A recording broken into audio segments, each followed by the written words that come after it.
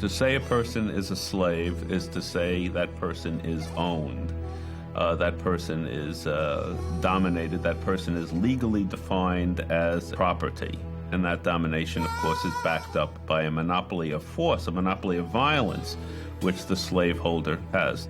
So whatever else you want to say about slavery, I think one begins by looking at unfree workers and talking about the kinds of jobs that they did. Well, there we know that most slaves tend to be used in agricultural labor. There's a significant proportion, approaching 20%, of men who work in cities or towns and who work as artisans, who are trained.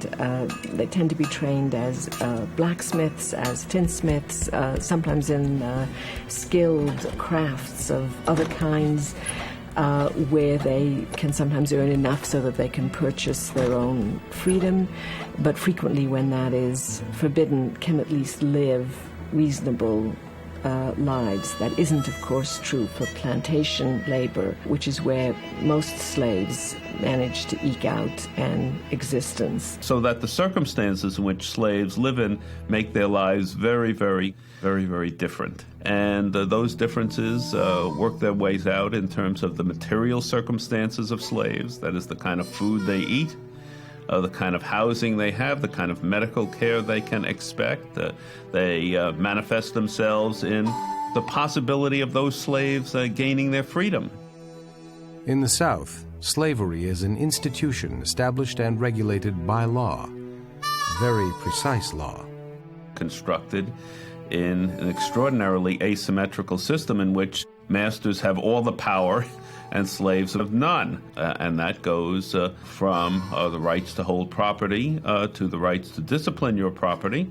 In other words, slave holders hold the good cards in this very mean game. On the other hand, having constructed a system of near-totalitarian power, the question is, how do you enforce it? And we know, of course, this is a system in which enforcement is often worked out on the ground. And you have a huge body of laws that governs the behavior of people. You may not sell liquor to a slave. A slave may not congregate, may not be away from the plantation without a pass. But often it is to the master's advantage to have their slaves move from plantation to plantation. That is, the slave becomes more valuable with his ability to drive a wagon from one place to another. There are laws against the slaves practicing certain trades, but again, it is to the master's advantage to have a skilled rather than an unskilled slave. And if the rules are not followed or ignored when it is to the advantage of the master, the punishment was immediate and swift and took place on the plantation. So there are whippings, beatings, all the forms of violence used to coerce black behavior that was routine to the institution of slavery.